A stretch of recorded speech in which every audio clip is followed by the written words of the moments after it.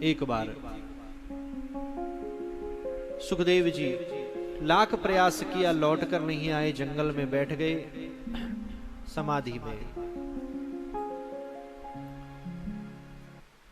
इसलिए हमें भी आगे बढ़ता रहना है। व्यास जी बड़े उदास, नारद जी का आगमन हुआ व्यास जी महाराज के पास। व्यास जी कौन है? सुखदेव जी के पिता हैं और भगवान के ही अवतार हैं व्यास जी। क्या बात है व्यास जी, बड़े उदास हैं आप?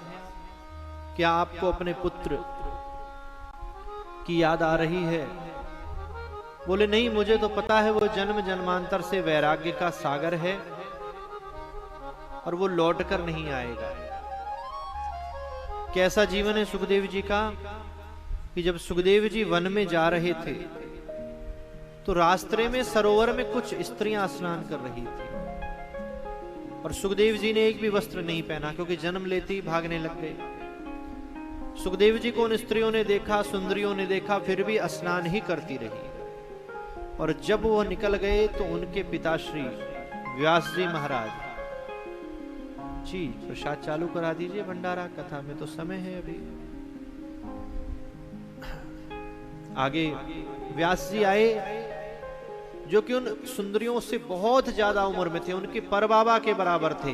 लेकिन जैसे उन स्त्रियों ने देखा, सुंदरियों ने देखा, तुरंत कपड़े पहनकर आई और क्षमा मांगा व्यास जी से कि आप इधर से गुजर रहे थे, हमने देखा नहीं, हम फिर भी स्नान करती रही। तो व्यास जी ने कहा, अभी मेरा तरुण जवान पुत्र दिगंबर वेश में बिना कोई वस्त्र पहने यहां से गया, उसको देखकर तुम्हें नहीं शर्म आई? मैं तो तुम्हारे पर बाबा के उम्र का हूं और मुझे देखकर तुम संकोच करती हो, क्या बात है?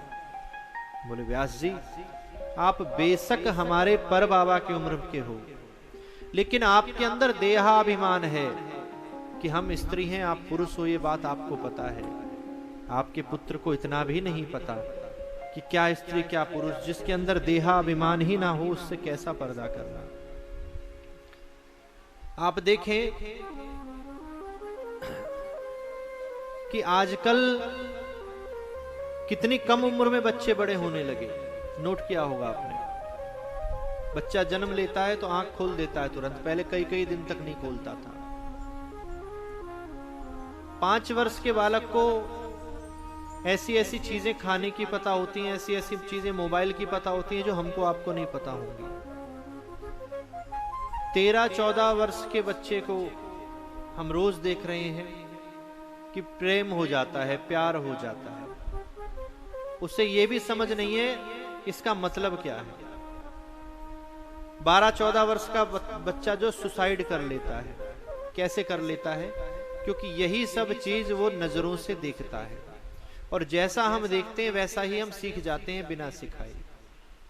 लेकिन अभी किसी बच्चे को जन्म लेते ही जंगल में कुटिया में रख दिया जाए, चाहे वो 30 वर्ष का हो जाए, और उसको लाकर बहुत सारी स्त्रियों में छोड़ दिया जाए, किसी पर कुदृष्टि नहीं डालेगा। क्यों नहीं डालेगा? क्योंकि वह जानता ही नहीं कि कुदृष्टि होती क्या है, प्यार होता क्या है, प्रेम होता क्या है, क्योंकि उसने वो सब नहीं देखा है।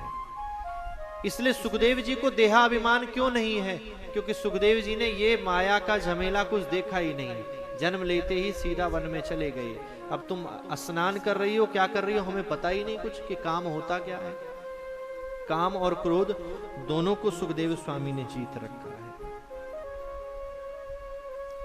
इसलिए आप व्यास जी उन्हें लौटा कर नहीं ला पाए। नारद जी ने पूछा क्यों उदास हो? तो व्यास जी ने कहा कि मैंने 17 पुराण लिख दिए, 18 उपपुराण लिख दिए, और उनको पढ़ने के बाद भी जीव के अंदर की अशांति शांत नहीं होती। क्या फायदा हुआ इतनी रचनाएं करने का? नारद जी ने कहा जो भी पुराण आपने लिखे हैं उसमें ज्ञान और वैराग्य तो समन्वित है, लेकिन आप एक भक्ति पुराण का निरूपण करिए। जब तक जीवन में भक्ति नहीं होगी तब तक जीवन में कभी भी शांति नहीं आ सकती।